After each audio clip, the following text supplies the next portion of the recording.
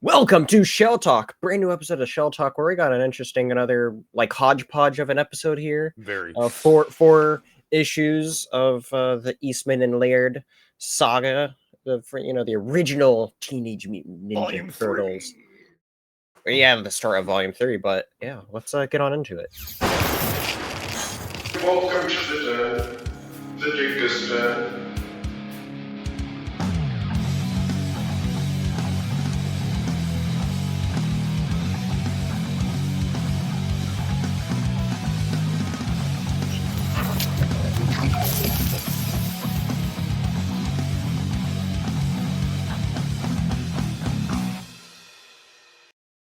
All right, we are here to talk about issues 12, 14, 15, and 17, as we're now entering a little bit of a weird era of skipping some issues because of reasons, which we don't need to get into the reasons of why, necessarily it's that way. Easiest explanation is just that is that the missing issues is because Eastman and Laird outsourced it to other people, so it's not part of this mainline story. But we have plans to go back and cover them, so just trust our plan. But what's important though is that we're going to be talking about 12, 14, 15, and 17 here. So let's just get right on into it. It's an interesting hodgepodge.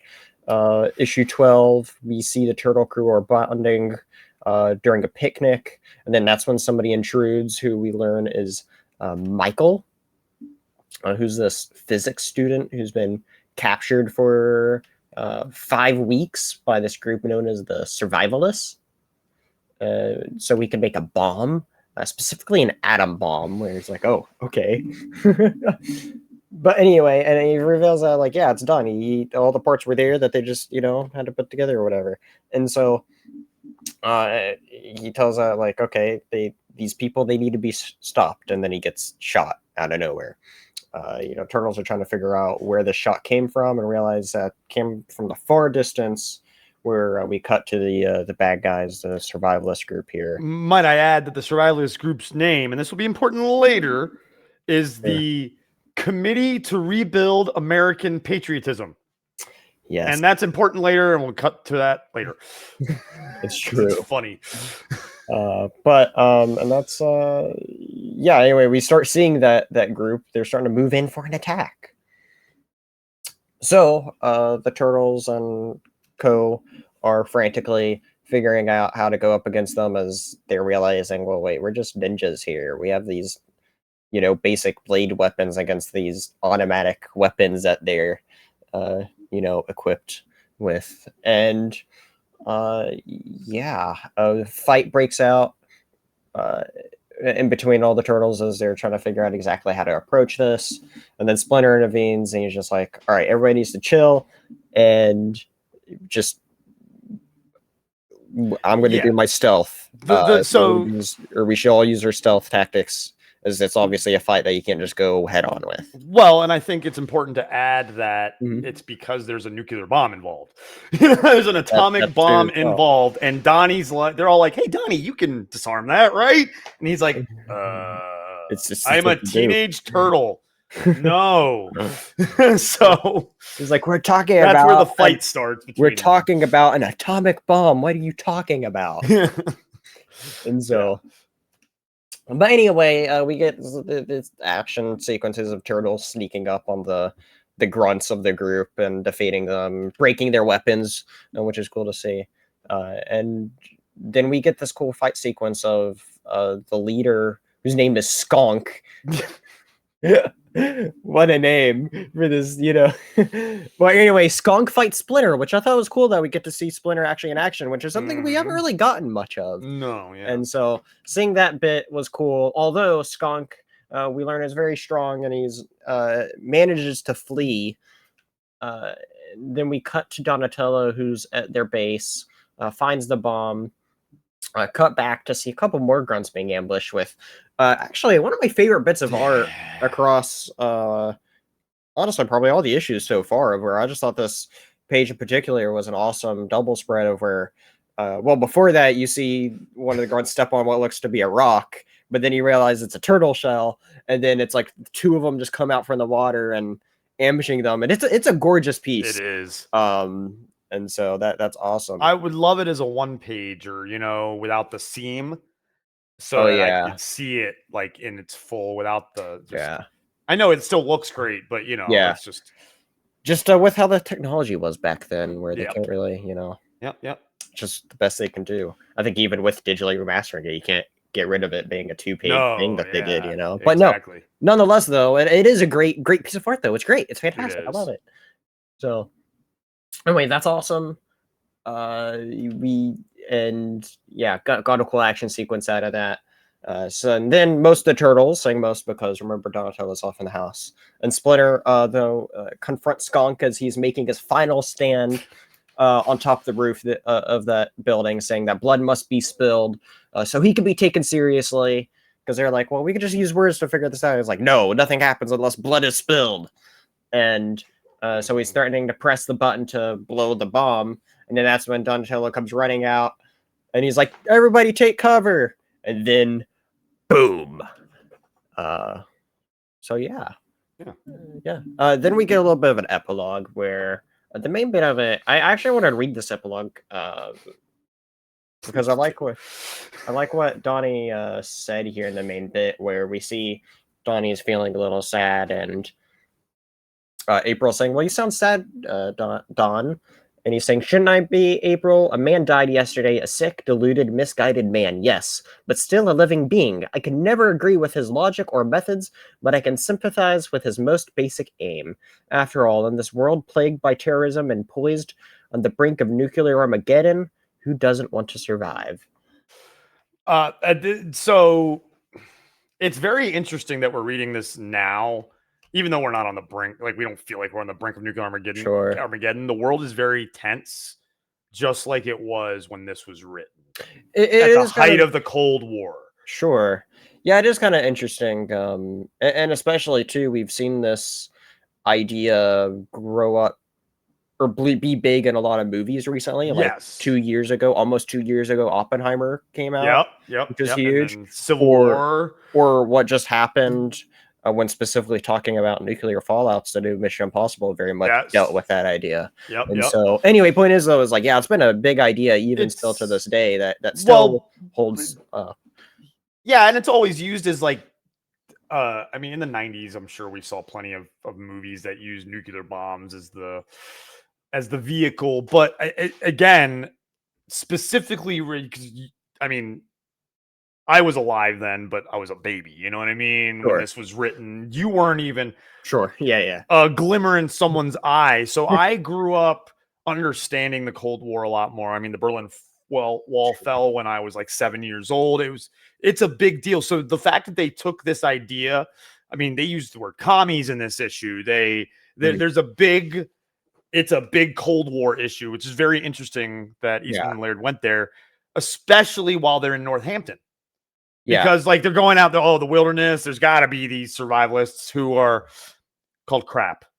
Which is funny as hell. Like their acronym for their thing is crap. It's like it's satirical, it's spoofy a little bit because of the name crap, but it's such a serious issue. They did such a good job of turning a fun issue into a serious issue as well. Yeah, one thing I want to mention is this issue was the start of when Eastman and Laird didn't really work with each other for a little bit.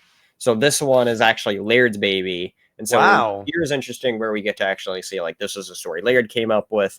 I don't remember if Laird did all the art in this one or not, because this is when they also started getting artists to help with it as well. And so you start noticing differences in styles as we go from issue to issue here because of that, as different artists kind of like tag team and go through as they're, trying to alternate issues and whatever, which is why this is kind of like an interesting era of Turtles as they, just start trying to focus on getting more out. And so, but point is though, this is the Laird baby and it swapped back and forth for these issues. He does say in the annotations that he says he thinks he inked this entire issue with brushes. So he did do the full artwork on this. That's awesome. So yeah, that's cool. Hell yeah. Yeah, very cool. But yeah, I think overall though it was an interesting issue. Not one of my favorites per se, but No. it wasn't bad though. I mean, I think Laird did a good job with the art. It's definitely very interesting because something I noticed was just the differences of the art the moment I started reading the issue compared to the last, and gaining that difference as we go through all these, I thought was interesting. Yeah. But yeah, the threat was one of those things where it's like, okay, I didn't care for it too Yeah, much. it wasn't a necessary issue, but it Right. was a good side story of them still not being in New York. Yeah. Yeah, nothing really stood out to me until those words that Donnie said at the end, and I was like, I thought And that's that, a good way to end it, yeah. or a good But way to then for you, it's not going to again. And that's that whole you weren't sure. alive Yeah, no, during that era. And so it doesn't really resonate with you like it did with me. The whole issue kind of resonated with me because of the sure. kind of topic it was. Very fair.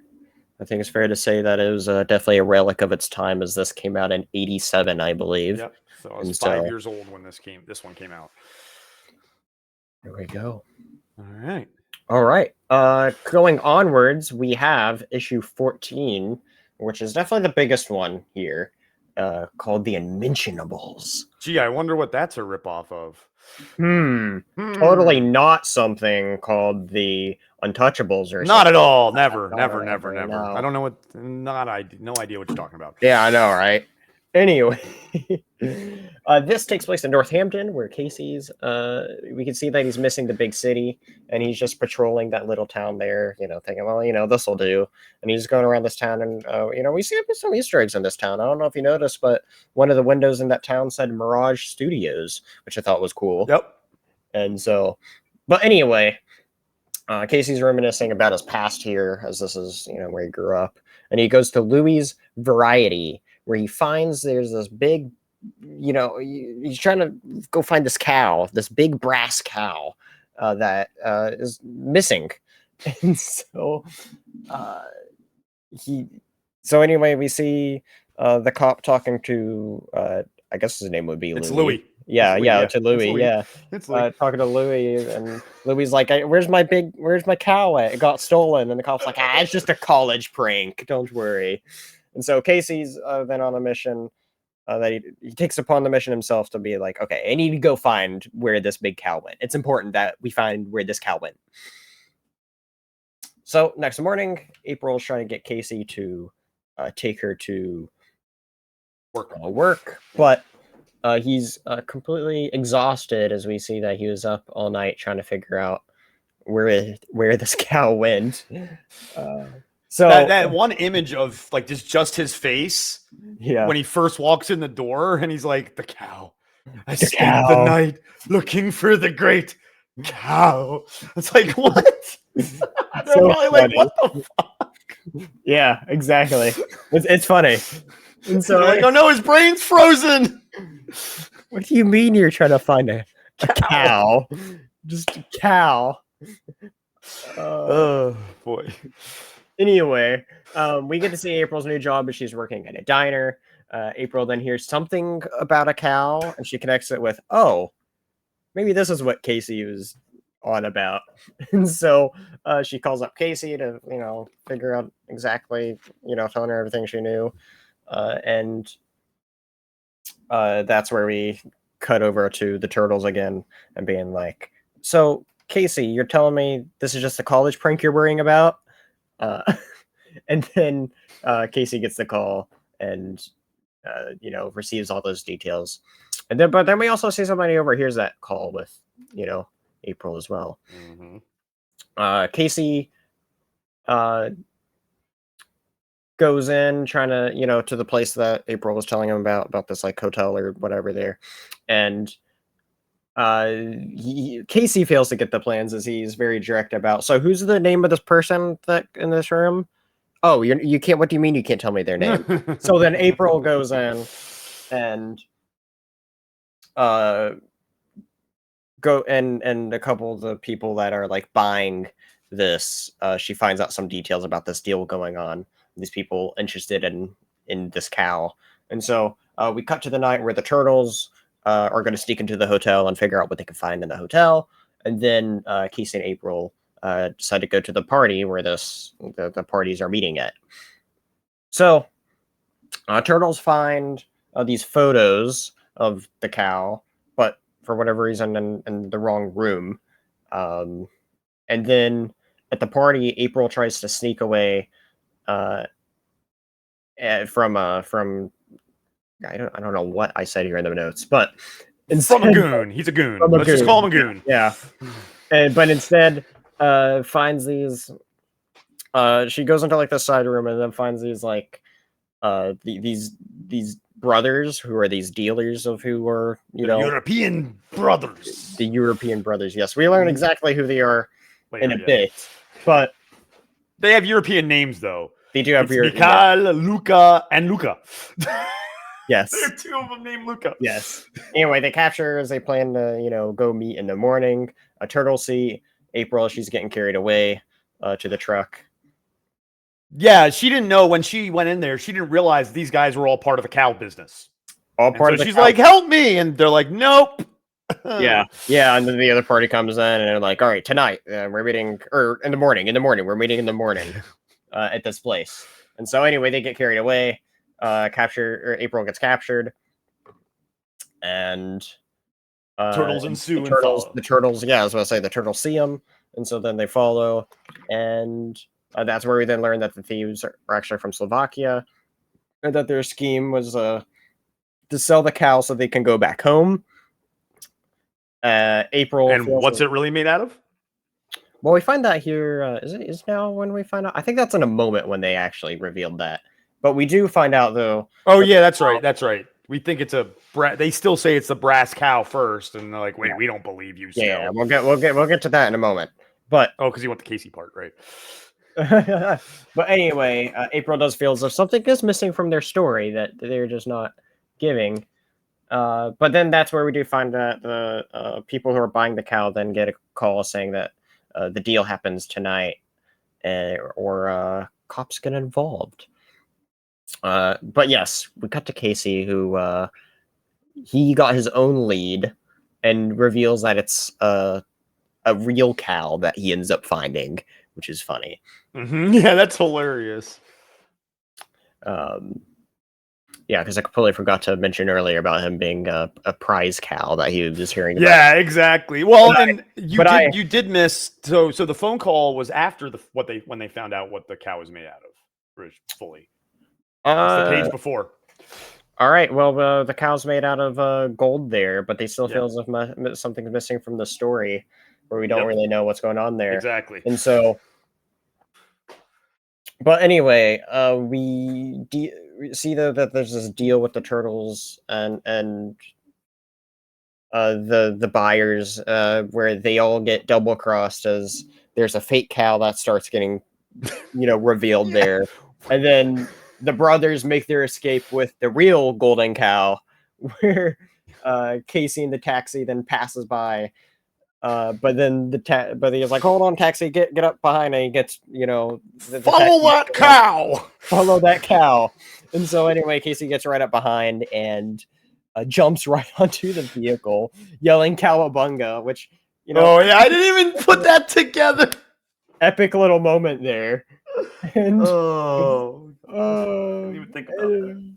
Anyway, the truck crashes and the buyers arrive. And then there's a secret agent that reveals himself, where he arrests both parties and ends up getting the full story from April and Casey. And when asking who the helpers are, they're like, just keep them under wraps. And so the agent's like, all right, they'll be called the Unmentionables. Dun, dun, dun. So I didn't think about this before. So the guy in the diner who overheard and said, uh-oh, this might be trouble, and the other room they went into all belonged to this guy, the Secret Service agent. Yeah. And I didn't connect that until till actually before we started recording and started going over the I think there'd be an interesting issue to definitely reread with knowing that twist of the secret agent. Yeah. Because it's one of those things like, oh, there's a secret agent here. Okay. Interesting. But it's interesting though, because there's a bunch of we saw that secret agent around a lot, and he really dried the plot. I didn't necessarily explicitly say where his character was prior to. Yeah. But he was there in so much of the issue. Yes. Where you just think he was not a good guy there, and then you find out really who he is there, which is interesting. It's definitely like an interesting little like undercover story. I love how Casey is depicted, and you see that on the cover with his mask and like the trench coat. Oh yeah, I love that. That's a really cool look for Casey. Yeah. And so, hell yeah. I mean, I love the cover as well. And so it's an awesome cover that's used, cover actually used for the thumbnail of this video, which is, awesome. So it looks really cool. They did a really good job for it, I think. Yeah. I hope we get more issues like this one. This was a better side one than the last one for sure. Oh yeah, for sure. It dealt with a very, I don't know, just like bizarre kind of side plot, of just like, oh, the golden cow, which is also funny at the same time. And so, it kind of keeps, while there is still like a little bit of a, I don't want to say dark, grittier sort of aspect of, the parties being involved and this big deal going on. There's still like this fun little like lighthearted aspect of it as well, because like, oh, it's all about a cow at the heart of it all, which is funny. And so like it's a nice little blend of different things, I think. Different aspects that went into this little story. Something interesting though too, I don't know if you read the blurb for this, but the basis of the story is actually based from the Bob Newhart show from Saturday Night Live skits. Oh yeah, I see that now. Yeah, and yeah. Everything from gags lifted from the Bob Newhart show, Saturday Night Live skits. Yeah. I mean, there's all kinds of Easter eggs from the 80s and stuff that are all over these issues that we've read so far. Yeah. I love, and this will help us segue right into the next one. I love and it's not an 80s Easter egg. I love the silly Easter egg in the next issue. There's a lot of them actually at the beginning of next issue, but but no, they definitely have fun with the era of them of what they're in, and we talked about even in the very first set of issues, we talked about the callbacks that like Daredevil and stuff that they had with Daredevil, and so and even name dropping Daredevil in the next issue too, and so. It's always been a big influence of them of just basing things off of things that they love, We even got the Turtles with their version of Star Wars in a way, So it's like, okay, we're here in our, what was it? Was our second video covering the main era here? Yes. And it was like, oh, they're in space already? Wow. Okay, that's crazy. And so I was not expecting Krang to show up so soon either, and or like, Yeah, so it's interesting as we're going through and just seeing how things actually came about here. Is now things are, we're kind of in a really interesting era here that I hope doesn't get too stale, but we'll see as things go on here. But yeah, overall that was an interesting issue though. I think it had a bunch of good parts of it. It's definitely the longest one I think to go through, as there's a lot of details and stuff to go through out of these. Well, it's that spy stuff, and every single character had a part of it. So like April had her part, Casey had his part, Turtles had their part. So it jumped around a lot more than a lot of the issues did. For sure, definitely. Anyway, let's get on to the next issue then. Yes, issue 15, where it begins with Raph and Casey in a comic store, and let's talk about all these Easter eggs that's in here. We see somebody holding this Justice Force comic. Mikey, or is that I don't know which turtle it is. We know Mikey and Raph are both here though. Yeah. It's kind of hard to tell who they are when things aren't colored and and obviously they're not having their weapons out in public. And so, but anyway, one of those turtles are saying, like, we specifically is like, hey, look for the story between Daredevil and Dead Time Stories. Or he's also thinking about Flaming Carrot, where I remember when it is Mikey, because the first line is, hey, Raph, see any back issues of Deadface? So he's the one who's asking all the questions, and then Raph's telling him, check between here and here. Yeah, okay. So, there we go. But yeah, it specifically mentions the Flaming Carrot here, though, who we find out that it was also one of their early crossovers. When we, delved into their crossovers that they're involved with. And so they have a bunch of fun here, I think. And funny as well that, it's in a comic store and kind of meta all here. Yep. There's a Metallica shirt that shows up. Yeah, Metallica shirt as they bump into this little, weird looking dude. We're like, oh, you're a weird looking guy. They've got a Superman Easter egg with the real Man of Steel, be a real Man of Steel on the back of the Justice Force issue. Like, yeah. We can see there's something that's about to be made out of like Hulk there. And Yeah. Probably like Batman. Oh, Batman right below. Oh, Batman. Oh, yeah. Look at that. Yeah. Oh, yeah. There's a bunch of fun Easter eggs here. But anyway, the Easter eggs and fun gets interrupted, of course, by these like little robots that come crashing through, and that's where the weird looking person all of a sudden like dons this like costume of like these like horns and stuff there, and so. Anyway, they beat up these intruders, and then the last robot slams into the owner's head, who's then revealed to have a metalhead. And he's like, no, I'm not Metalhead. That's Metalhead. The horn guy. He's like, no, my name is Stainless Steve Steel. And so anyway, then from one of those robot intruders, a hologram appears where the villain of this issue, Dr. Dome. You mean Dr. Doom? Dr. Dome. Dr. Doom? No, it's Dome, damn it! Dr. Dome. Who's this Doc Doom? No, not Doom, Dome. I love that. Dr. Doom my favorite part. Introduces the Justice Force and saying that Doom is coming, or I guess Dome is coming. Steve then alerts the members of the Justice Force of this threat. Turtles and the rest of the Turtles. Or the Turtles, Mike and Ralph, they all introduce themselves. And that's where you find out the villain's plan is coming together. He's wanting the Justice Force all together once more to, I guess, enact his revenge. Then Steve, Metalhead, and all the rest of the Turtles, which is something I found weird, is they made it very obvious at the beginning that it was just those two Turtles. And then all of a sudden, like, next thing we see is the other Turtles are just there. It threw me off when getting into the main bits of this issue, because they kind of just... Well, they did say... he said, thank you for having your brothers come too, is what he said. Sure. He did say. So, I mean, it's like they made a phone call. They got phones. Sure. Well, it's just a little bit of a weird transition where it's like, Oh, yeah. I mean, they could have had a better, like, you could have seen the phone call and all that stuff to get them to come over. Yeah. Because when I was reading this, it definitely threw me off for a moment. I was like, wait, they're just there all of a sudden? Okay. So, but anyway... we see all the old heroes there together as they're enjoying their time together, but gets interrupted by a bunch of robots that are on top of the roof there, and so that's where some of the Turtles climb out there and Casey go fight them. Raphael helps defend the heroes inside, and then after defeating them, we see this one big robot, aka Domebot, comes out with Dr. Dome and the top controlling it. Prepare for your doom.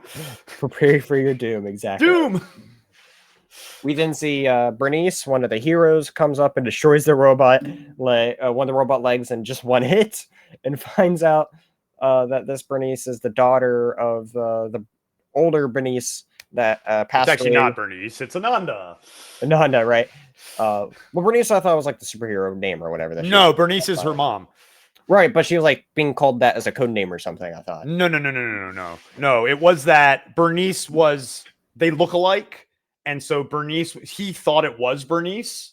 Right, yes. But like, and so took the name there for a moment. But anyway, regardless though, Bernice is the daughter, or Ananda's the daughter of Bernice. Ananda is the daughter of Bernice, who looked like Bernice. And Dr. Doom, and that's who Dr. Dome was trying to find. And then that's when Dr. Dome begins all of a sudden this path of redemption as here is like, there's still hope within you. Okay. And then that's where you get this weird little epilogue of like the Turtles are questioning like, oh, how long is Dome and Steve going to be housemates here? So yeah. And he's like, I give it a 50-50 chance. Yeah.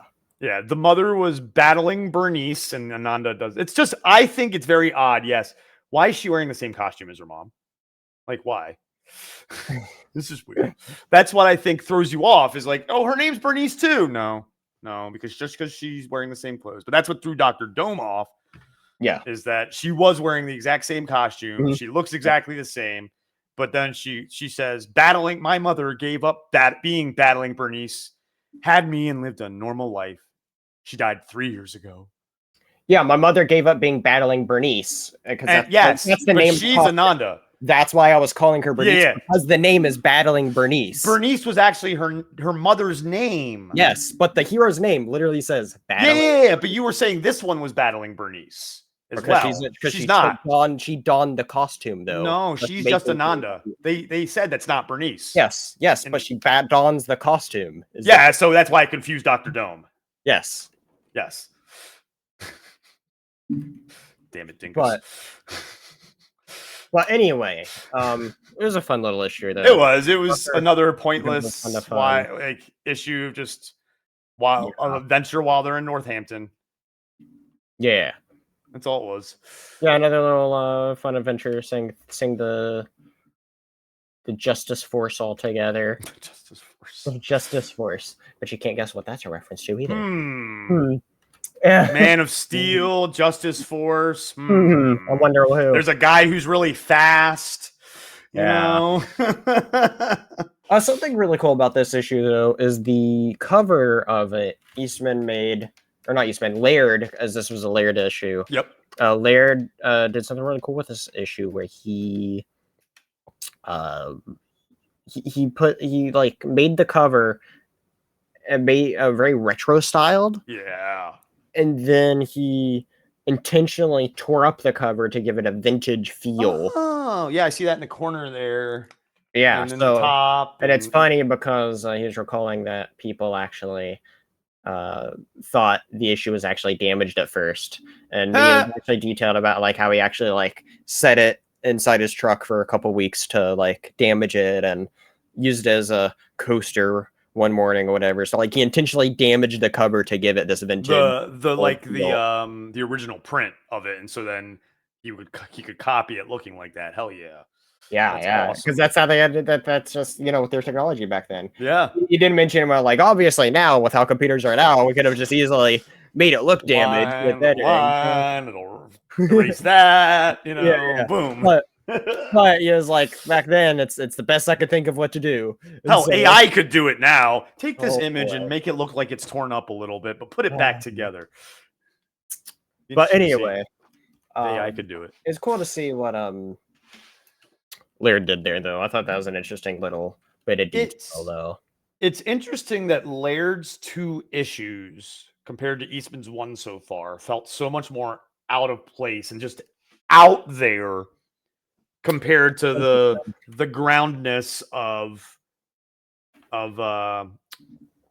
Eastman's, where it was spy and undercover and this was all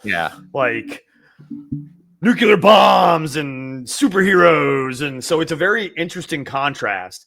And we see that again. I'm guessing the next one was also an Eastman issue. Yes, it was an Eastman because so we see that contrast while it's more of a grounded yeah. No, it's very interesting because we just as you say it really shows, I think, and probably looking back we could probably look back at those first 11 issues again and be like, okay, well, this part's probably more of what Eastman wanted to do. This is probably more of what Laird wanted to do.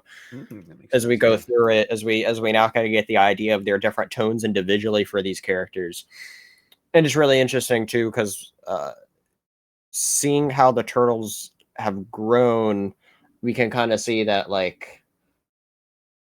don't want to say maybe this Laird idea of how he wanted the Turtles to be handled is more of the wider perception of how the Turtles are viewed versus the comics have still remained overall pretty gritty in the comics other than some spinoffs, which is very much meant to be connected to the other forms of Turtle content.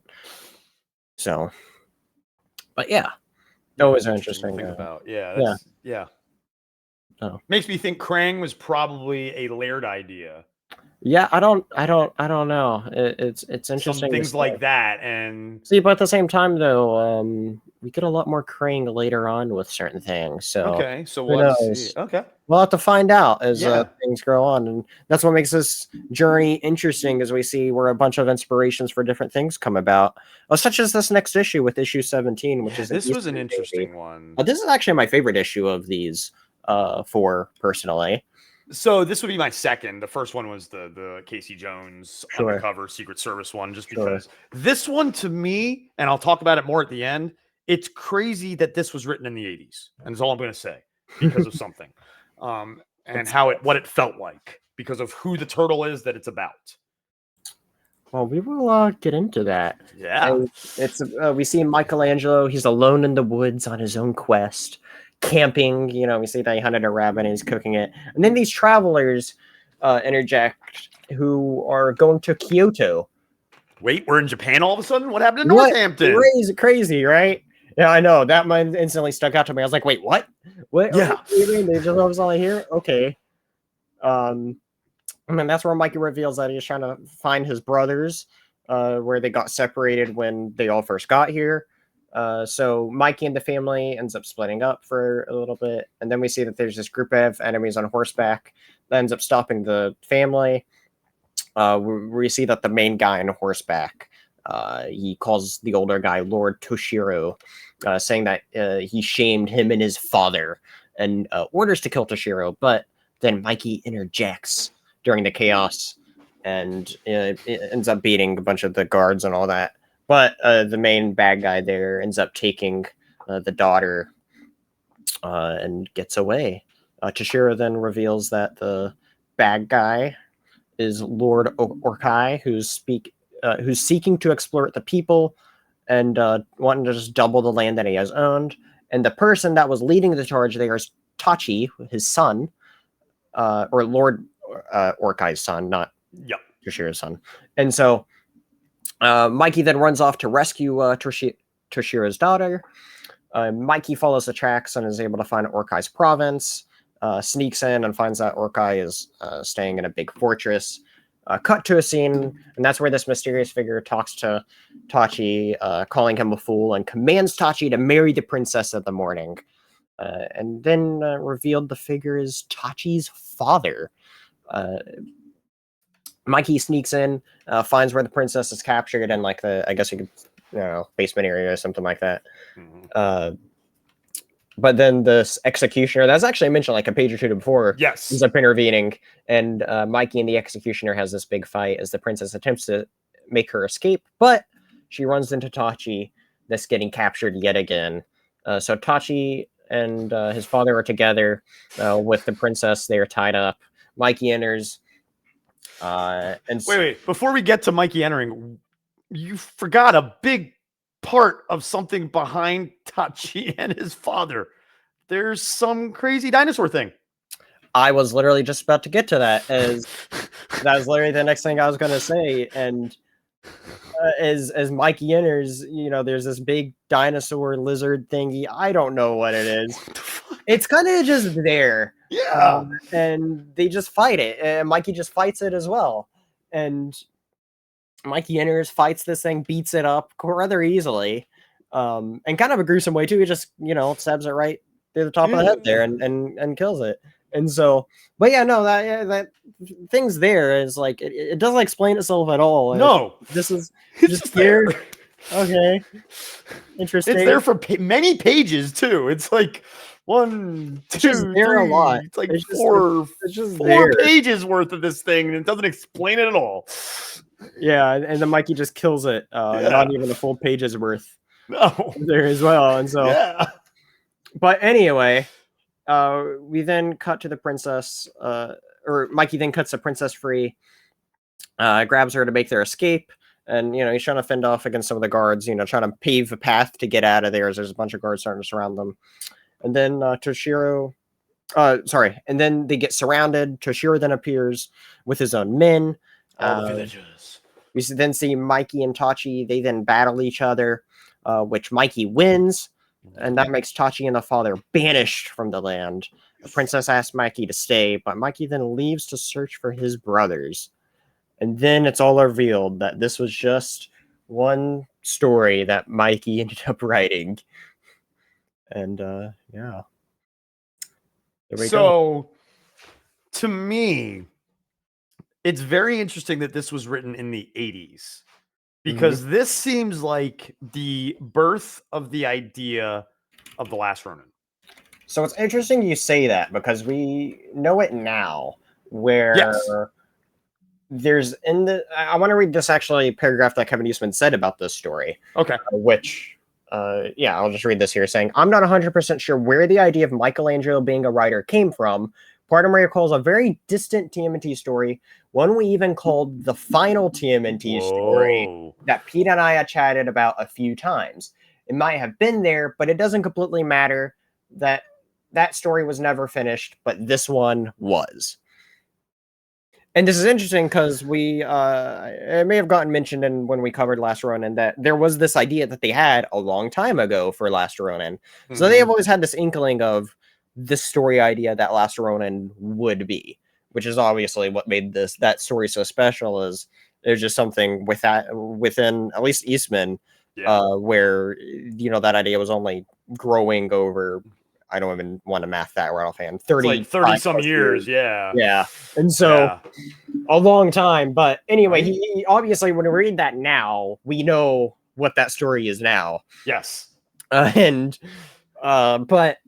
yeah, it's interesting though, because he directly relates it to them being like, well, I don't know exactly where this idea came from, but that's obviously like, what it kind of relates to here. And it very much has the vibe too. What's interesting though, too, is when we eventually get to it, it does kind of have the vibe in a sense too, of Last Ronin Lost Years, which is the second series they did after, and we get to see Mikey alone a little bit after and Last Ronin, it's between the events of after when he's in Japan alone. Yeah.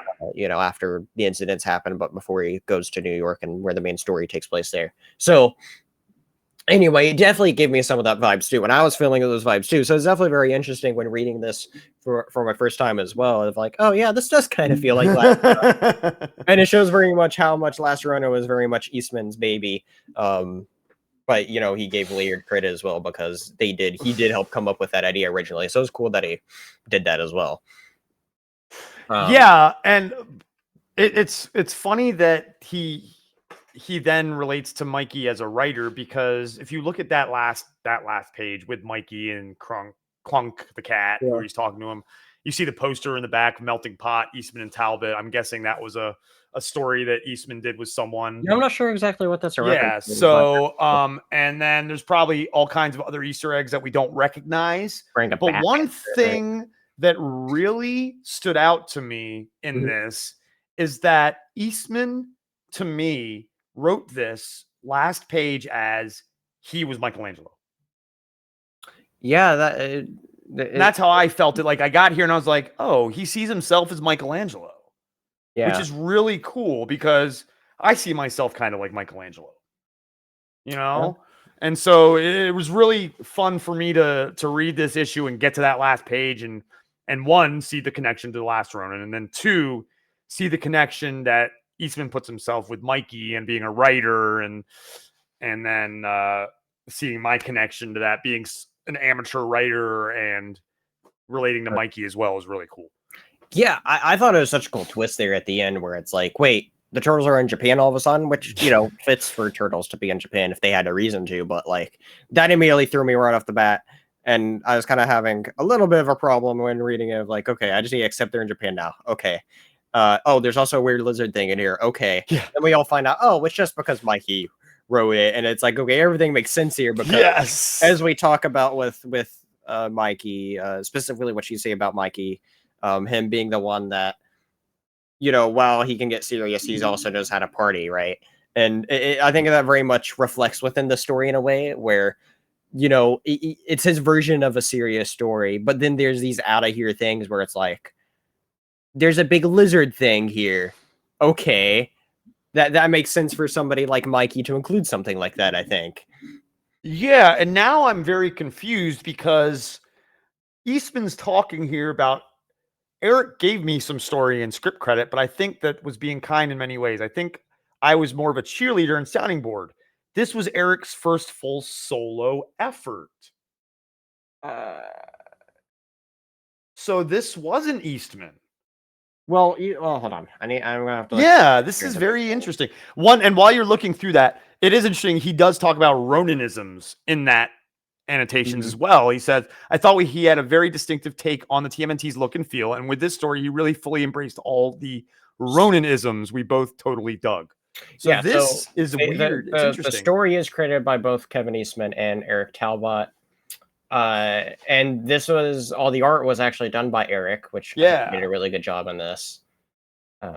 This was an Eric Talbot, and that's the whole Easter egg of Melting Pot, Eastman and Talbot in the back. I wonder if they've done other stuff together. You know, yeah, I'd have to look into that for sure. Yeah. But no, that is interesting when seeing that, because he definitely talks here about it's all the art says for his first time, which I believe would make it first issue that one of them would have at least helped with the story where somebody else completely did the art. Now there's those skipped issues that we'll get back to at some point with that they aren't included because you're not considered main Eastman and Laird stories because neither of them worked on them. They were more outsourced, such as Eric working on them or other people that we've seen, such as the other person that works with Laird on the other issue there. So, but yeah, it's definitely interesting. Melting Pot is a comic that Eastman and Talbot worked on with Simon Bisley. Nice. Yeah, 1993 was a signed book one. There was wait, what? I'm so confused now because this comic was written in the 80s, but it says Melting Pot was in 93, 94, but it's 90. So very interesting. We're going to have to do some digging on that. We'll get back to you on the next issue of Shell Talk on that because we should have looked into that before we started the issue. But interesting. It's interesting for sure. I'm looking at it here. Yeah, it came out in 93. It's a brainchild. Maybe it was just an idea at the time, and they wanted it to be a thing. That's probably what. Yeah, they talked about it when they were writing this issue. Yeah. Yeah, so again, we'll dig deeper on that maybe, and then talk about that some other time. Epic. So yeah, very cool. Cool. But yeah, that is very interesting, indeed. Overall, though, I really like the issue though, because I thought it fit very much with Mikey being a writer there, which is definitely a very interesting idea. But I think it makes sense that he'd be the creative writer in that group of turtles. You know. Yeah, absolutely, so, Mikey. Yeah, he's got the wildest imagination for sure. Yeah. So it's cool to see and it was a cool twist there because then it made everything that made me confused about the issue being like, oh, everything makes sense now. In addition to just being a fun issue as well, where, I mean, I was going to say the first issue, at least that we've read so far, that was because I don't know if any of the ones that we had skipped would have dealt with it, but I highly doubt it. Dealt with like this full idea of like turtles and Japan. Obviously, we kind of had this idea a little bit with the Spirit episode, but even then, this leaned a bit more into that, idea of turtles and, with that sort of like Japanese aspects, I guess, with that story, which is interesting. Yeah, I mean, again, we don't know when we'll see that again because we're reading these issues for the first time. But again, in our minds, we don't see that again till Last Ronin stuff. So we'll see what happens and when they ever go back to Japan. Yeah, it'll be very interesting to see. Something I definitely like to see. Yeah, because the next episode of Shell Talk, we will be covering what? The return to New York. So that'll be fun. So be sure to tune in next episode, everybody, where we'll be talking about the return to New York. And things will be getting interesting after that. So we'll be doing a bunch of different Shell Talk stuff. Going to be exciting as we get more and more on into it, as well as some Shell Talk specials and all that. So with that, everybody, thank you all for watching. Be sure to hit that like and subscribe for not just more Shell Talk content, but other stuff here on the Dingus Den, such as my main comic-based live show on the weekends, the Comic Den. Lots of fun, different variety of content there, as well as new series Hellboy is starting right up, where me and my friend Castro are checking out Hellboy stuff. So be sure to go check that out as well. But until next time, everybody, see you all laters. Bye. Cowabunga! Cowabunga!